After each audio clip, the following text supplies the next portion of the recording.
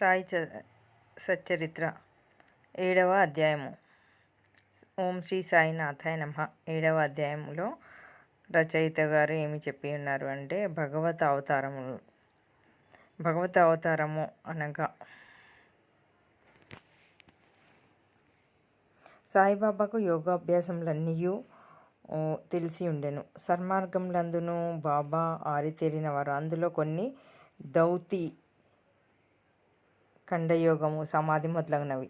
దౌతి అనగా 3 అంగుళముల వెడల్పు, 2.5 అడుగుల పొడవు తడి గుడ్డతో కడుపును లోపల శుభ్రపరచుట.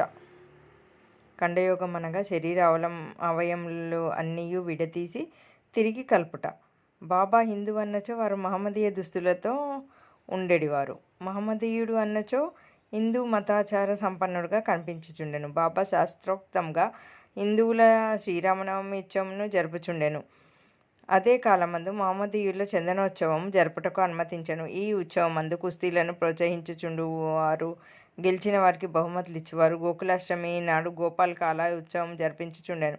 ఈద్ ఉల్ ఫితర్ పండుగ నాడు మహమ్మదీయులచే మసీదులో నమాజు చేయుచుండేవారు.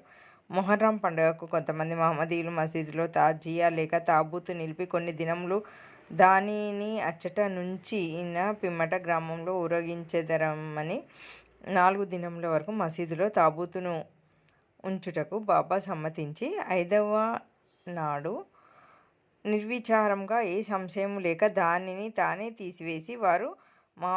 తీసివేసెను. వారు మహమ్మదీయులన్నచో హిందువుల వలె చెవులు కుట్టి ఉండెను. వారు మహమ్మదీయులు అన్నచో హిందువుల వలె వారి చెవులకు కుట్లు ఉండెను. వారు హిందువులన్నచో శుంఠి చేసుకొని సలహా ఇచ్చుచుండేవారు. కానీ వారు మాత్రం శుంఠి చేసుకొని ఉండలేదు. బాబా హిందువైనచో మసీదేనందు ఇలా ఉండును, మహమ్మదీయుడైనచో దునియందు అగ్నిహోత్రమును ఇలా వెలిగించుచుండేవారు.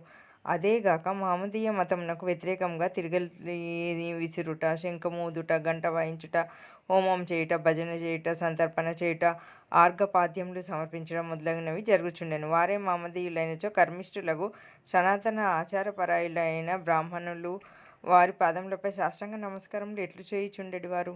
వారు ఏ తెగవారని అడగబోయినా వారెల్లరూ వారిని సందర్శించిన వెంటనే మూగలగుచు పరవశించుచుండిరి. అందుచే సాయిబాబా హిందువుడో మహమ్మదీయుడో ఎవరునూ సరిగ్గా లేకుండిరి. ఇది ఒక వింత కాదు. ఎవరైతే సర్వమును త్యజించి భగవంతుని సర్వస్వ శరణాగతి యోనరించెదరో వారు దేవునిలో ఐక్యమైపోయేదరు. వారికి దేంతో సంబంధం కానీ భేదభావం కానీ ఉండదు. వారికి జాతి మతములతో ఎట్టి సంబంధం లేదు. సాయిబాబా అట్టివారు. వారి జాతులందు వ్యక్తులందు భేదం కనిపించకుండెను.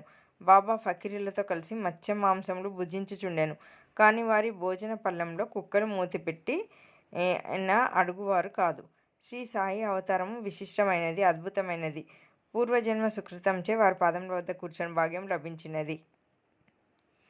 వారి సాంగత్యం లభించుట నా అదృష్టమని రచయిత చెప్పినారు. వారి సన్నిధిలో నాకు కలిగిన ఆనందము, ఉల్లాసం చెప్పనలవి కానివి. సాయిబాబా నిజంగా శుద్ధ ఆనంద చైతన్యమూర్తులు. నేను వారి గొప్పతనమును, విశిష్టతను పూర్తిగా వర్ణించలేను. ఎవరు వారి పాదములను నమ్మెదరో వారికి ఆత్మానుసంధానము కలుగును. సన్యాసులు, సాధకులు, మోక్షమునకై పాటుపడు తదితరుల అనేక మంది సాయిబాబా వద్దకు వచ్చుచుండేవారు.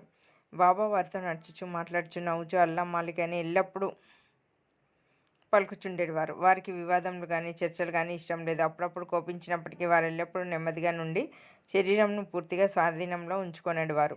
ఎల్లప్పుడూ వేదాంతమును బోధించుచుండేవారు. ఆఖరి వరకు బాబా ఎవరో వారికి తెలియనే లేదు. వారు రాజులను, భిక్షులను ఒకే రీతిగా ఆదరించి అందరి అంతరంగములందు గల రహస్యములన్నీ బాబా ఎరిగేడివారు.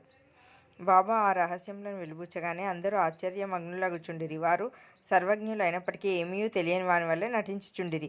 సన్మానములన్నచో వారికి అయిష్టము. బాబా నైజము అట్టిది.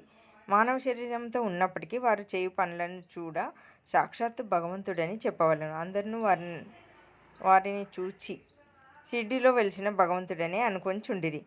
ఇది 7వ చాప్టర్లో ఒక భాగము అయిపోయినది. మిగతాది తర్వాతి వీడియోలో.